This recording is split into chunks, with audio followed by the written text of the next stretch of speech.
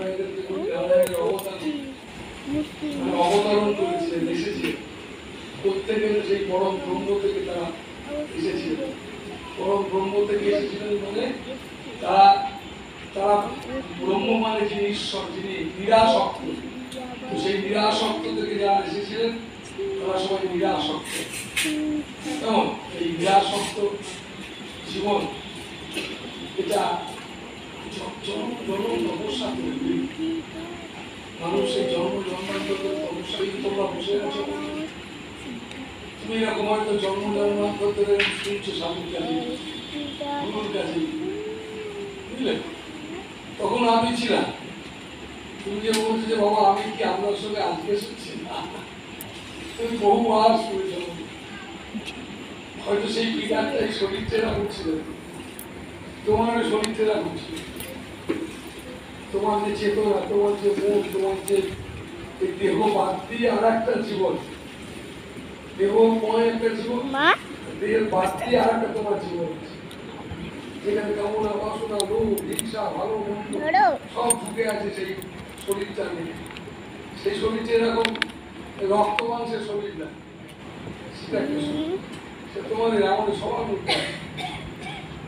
তো সেই কারণে সেই শরীরটাকে আস্তে আস্তে নিরাসক্ত করতে হবে। তোমার ভেতরের যে ইচ্ছা শক্তি, তোমার ভেতরের যে জীবন, সেই জীবনটাকে একটু একটু করে নিরাসক্ত করতে হবে। এটা হচ্ছে সাধারণ। তো মানুষ পারে না বলে কি হয়, বন্ধুত্ব করতে গিয়ে কষ্ট হয়। যে বন্ধু সে কোনোদিন কষ্ট পায় না। কেন কষ্ট পায়? বন্ধু মানেই তো শুধু আমি তোমার জন্য, আমার বাবার কিছু সত্যিকারের বন্ধু, যাকে বন্ধু বল, সত্যি না সেই বন্ধু। কেমন? তো সেই জন্য বন্ধু মানেই সেটা কোনো নেওয়া দেওয়ার ব্যাপার না। এইরকম একটা, তাই আমরা ভগবানকে বন্ধু, আমরা যে কৃষ্ণকে, রামকে, যে সমস্ত মহাপুরুষকে, গুরুকে আমরা বন্ধু করেছি, গুরুকে আমরা বাবা মা বলে আখ্যা দিই, গুরুকে আমরা কেননা গুরু বলতে গেলে এই শরীরটাকে বলছি না, এই শরীরটাকে যদি তুমি গুরু বলে মানুষ বলছে বলে মানুষ এই শরীর দাড়ি পাগড়ি ভালো কথা বলে, ভালো কথা বলে, হেভি স্মার্ট ইত্যাদি, এসব থেকে মানুষ গুরু করে ফেলে।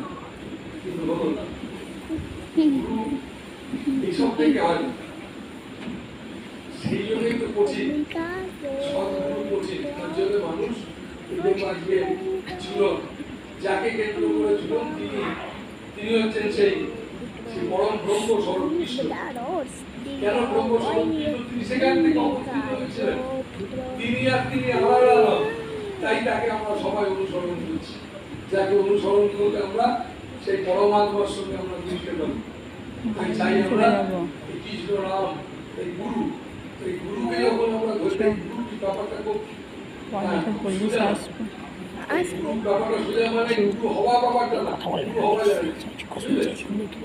তুমি যদি বলো আমি গুরু হবো, গুরু হওয়ার জিনিস না। গুরু মানে ব্রহ্ম, গুরু মানে ছিল, আছে, থাকবে। গুরু একটা ব্যক্তি না। চৈতন্য, তাই আমাদের রামকৃষ্ণদেরকে যখন জিজ্ঞেস করেছিল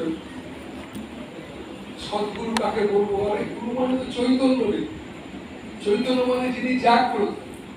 তো যাকে আমরা গুরু বলি, শরীরধারী গুরু বলি, কোন একটা মানুষকে যখন গুরু বলি, তখন আমরা দেখবার চেষ্টা করি তিনি জাগ্রত।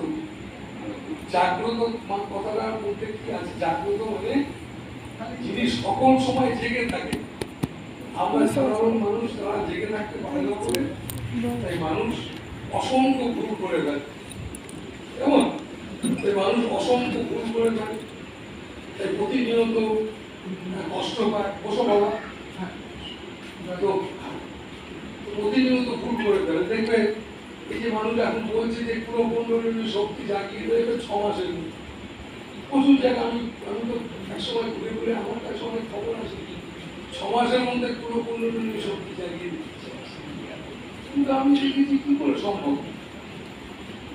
পুরোপণ্ডলীয় শক্তি মানে তোমার মধ্যে সেই প্রেম, তোমার কামনা বাসনা হিংসা এই সমস্ত যে ছোট সাপে যে সমস্ত ব্যাপার আছে সেসবের উঠে যেতে হবে। কেমন এসবের উঠতে যাওয়ার জন্যই তোমাকে নাম করতে বলা হচ্ছে। কোনো মানুষ যদি সবসময় নাম করতে থাকে, চলে বেরিয়ে ঘুরে বেরিয়ে নাম করতে, তাহলে কি হয় জানো, তোমার আমার সাধারণত মানুষের মন নিজের দিকে লাগে। ভূ ভুব স মহ জন তত্ত্ব সপ্তম সপ্তম নাম, কেমন নাকি? তো এই যে ব্যাপার, এই মানুষের মনে নিজের দিকে থাকে। একটু যদি তুমি রেখে যাচ্ছ কাম সেক্স লোভ এই সমস্ত জিনিস, একটু এই অনেক সাধক আছে জানো, তারা মেয়েদের দিকে তাকাতে চায় না, কাছাকাছি কোনো মেয়ে মনে করো তার বাড়ির কাছে কোনো মহিলা আছে, খুব ভালো সাধক, আমি খুব শ্রদ্ধা করি, তাকাতে চায় না কেন না, এবার পবিত্রকে দেখে আমার ভেতরে যে একটুখানি খারাপ ভাবনা জেগে উঠে। এই ভাবনাটা তো বিশাল বড় ভাবনা। একটা মেয়েকে দেখে, সুন্দরী একটি মেয়েকে দেখে আমার সামনে এসে হাজির হলো, আমার সামনে দিচ্ছে কাজ করছে, তাকে দেখে আমার যদি মনের মধ্যে খারাপ কিছু ভাবনা যায়, এই ভাবনাটাও তো ভালো ভাবনা। এটা আজকে চলে গেছে বলেই তাকে কষ্ট পাচ্ছি। চলে গেছে কথাটা বলছি কেন?